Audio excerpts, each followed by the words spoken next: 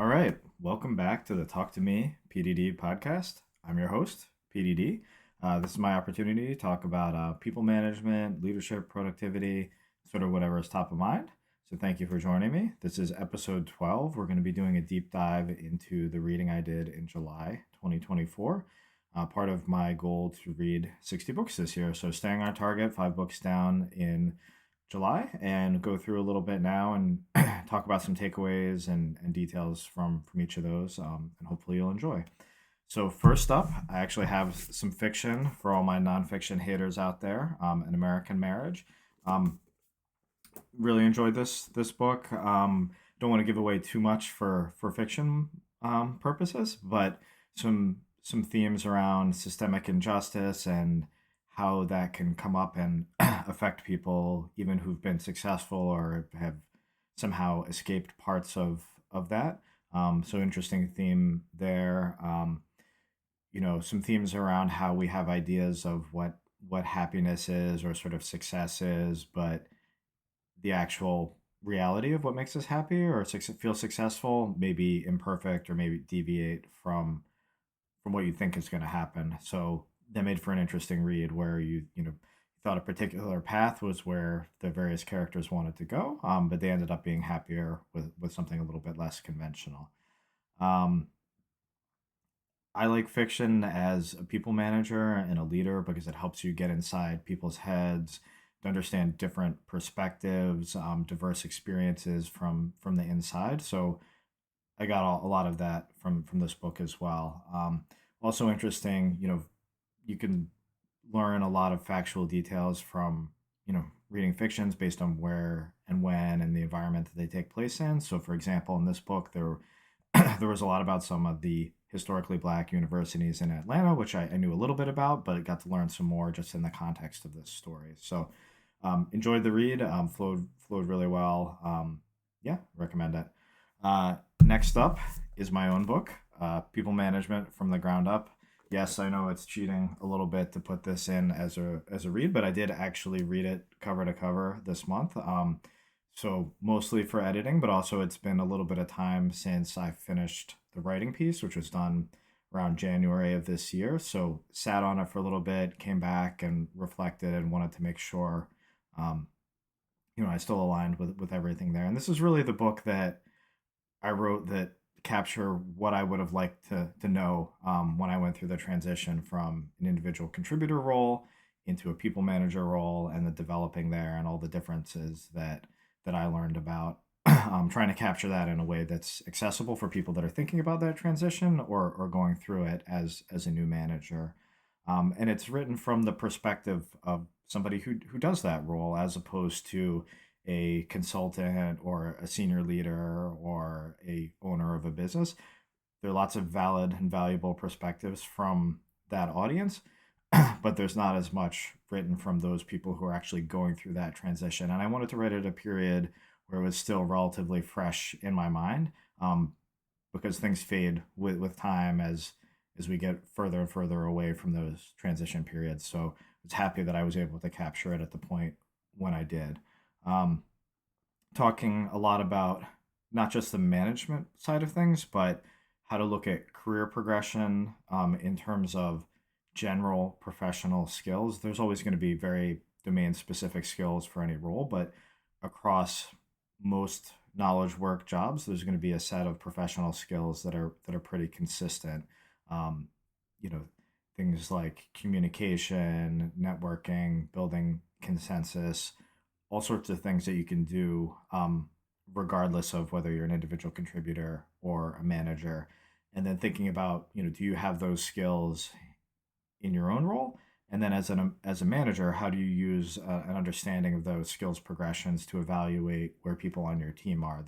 There's always going to be the technical skills piece in other areas, but an important factor is how they're doing on those professional skills. So I think it's good to have an understanding of that both for your own career development and especially as a manager as you think about expectations on professional skills development for people on your team. As people are getting more senior, do you expect them to take on leadership roles and quasi people leadership, people management roles as an individual contributor? So I put together my thoughts on that. So I think that's a little bit different, maybe something that you wouldn't see in most management leadership books. So there's that piece, and then the transition into finding that first people manager job.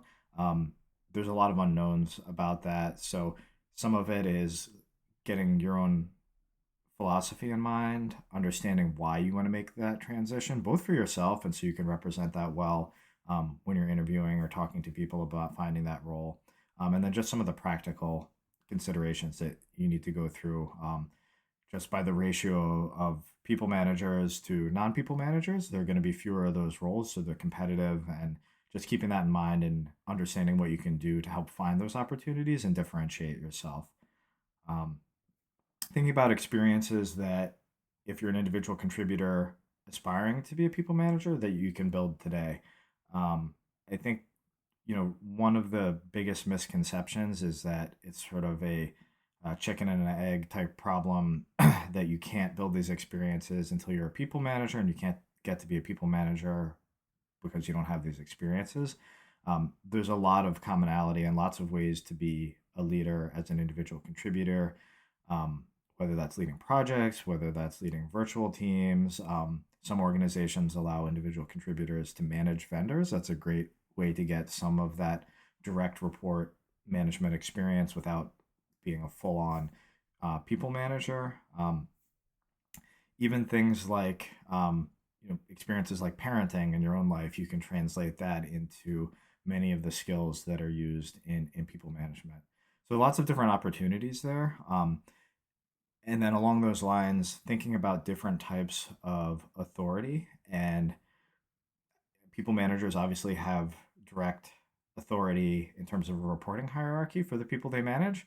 Um, but I think a big misconception there is that's the majority of the type of authority that is effective for people managers to use, and you can't get that experience unless you're formally in that reporting hierarchy with people below you.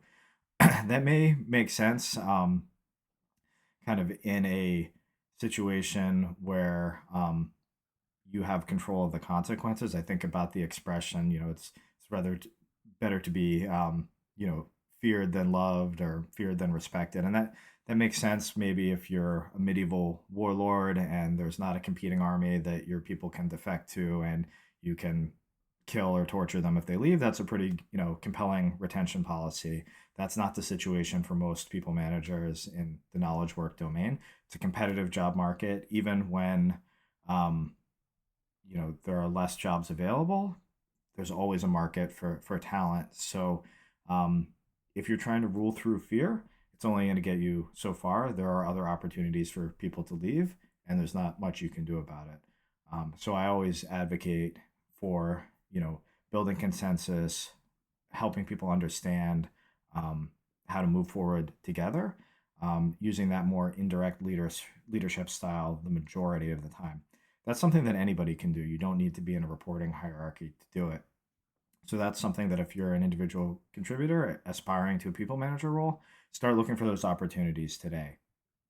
And then you're still working with many stakeholders and people that don't report directly to you as a people manager. Um, so as you collaborate and try and influence other groups, you're going to have to use that indirect leadership style anyway. So even if you were managing your direct reports with a strictly authoritarian style, you would still have to use an indirect leadership authority style with many of the other groups. Um, so yeah, and then talk a little bit about what it's like just getting into the rhythm of the business as a people manager. It's really a whole new start. You're going to bring with you a lot of the professional skills and experiences you had as an individual contributor, but in many ways you're starting over and starting brand new, which is something I think is easy to forget when you're making that transition, because it may feel like a kind of a progression, just like advancing in seniority as in a particular role or domain. And it may be in some cases, but it's also going into a different, very different type of role, and it's going to be new, and you're going to have to ramp up there.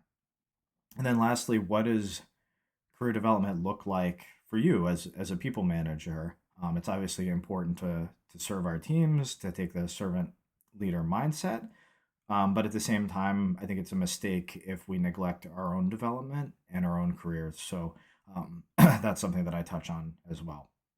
So anyway, available now on Amazon, both in print and ebook. So please check it out. Let me know if you have any thoughts, and love to hear about it. So that's book two. Now, book number three, totally different genre here. We're into my first poetry book of 2024. So this is 10 poems to change your life. All poems about sort of change and transition, and really the alignment of our external self and sort of our consciousness with our internal self. But I just think a really cool concept to think about. And I know when I feel I'm doing my best work is when those two things are aligned together. I don't read a lot of poetry, so one of the things I really liked about this book is that there is a lot of explanation and expert guidance about what's happening, what to focus on, the themes, how this connects to other writing and things like that. So really enjoyed that piece about it. It's not, a super thick book, but there's a lot to think about and a lot of kind of analysis of what's happening there.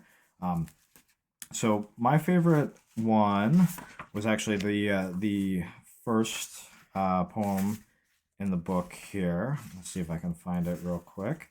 And this is The Journey by Mary Oliver. Um, One day you finally knew what you had to do and began, though the voices around you kept shouting their bad advice, though the whole house began to tremble and you felt the old tug at your ankles. Mend my life, each voice cried. But you didn't stop. You knew what you had to do. Though the wind pried with its stiff fingers at the very foundations, though their melancholy was terrible, it was already late enough, and a wild night, and the road full of fallen branches and stones. But little by little, as you left their voices behind, the stars began to burn through the sheets of clouds, and there was a new voice which you slowly recognized as your own, that kept you company as you strode deeper and deeper into the world, determined to do the only thing you could do, determined to save the only life that you could save. So yeah, there you go. Enjoyed that one. Think it's appropriate for managers as well, and kind of thinking about amid all of our commitments and things that we need to do and people we try to support, how do we make sure not to neglect ourselves? Because when we take care of ourselves, we're going to be better able to do great work and take care of others. So continuing on my very diverse theme of books this month is How I Rob Banks and Other Such Places by Freaky Clown. So got this from a colleague, wasn't expecting it, but really entertaining read, all about physical security and social engineering as well, which is a big part of security and access, and common themes with management and leadership, thinking about human psychology and different ways to influence that. You could think of it in social engineering setting as more of a manipulating others through psychology. But again, I think this all feeds together in sort of understanding human nature as part of a leader and a manager. And just really interesting the types of things that you can notice about security or anything when you pay attention to details that you might not have. I mean, our brain helps us process unique information, which tends to blur out a lot of the other details that it maybe doesn't think is relevant. So forcing ourselves to be aware of some of these details allows us to notice things related to security that we might not notice otherwise. Sort of unintentionally, after reading this book, I was at an appointment where somebody was leading me through a door where there's a little key code, and I just couldn't help but sort of watching what they were doing, and then realizing, okay, this is a code where I saw the last three digits and the other one was down here. So probabilistically, if I had to figure out what it was, it'd be pretty easy to do. So interesting to think about. Interesting to think about how a lot of the security tools that we use, at least in the physical space for this book, are designed to quote unquote keep honest people out, which I thought was an interesting quote, an interesting way to think about security. So cool. Enjoyed that book. And last but not least is brief, and I will try and be brief on this. Getting to the point quickly. I know that I struggle sometimes when listening to information where people sort of go into these branching explanations and trying to keep track of where we're coming back to and what the theme is. One of the things that I found really interesting about the start of this book is talking about how many of the leaders that you may be presenting to in a business case are highly distracted, um, and trying to, instead of hoping that they will be less distracted, present things in a way that are easy for them to follow and to understand.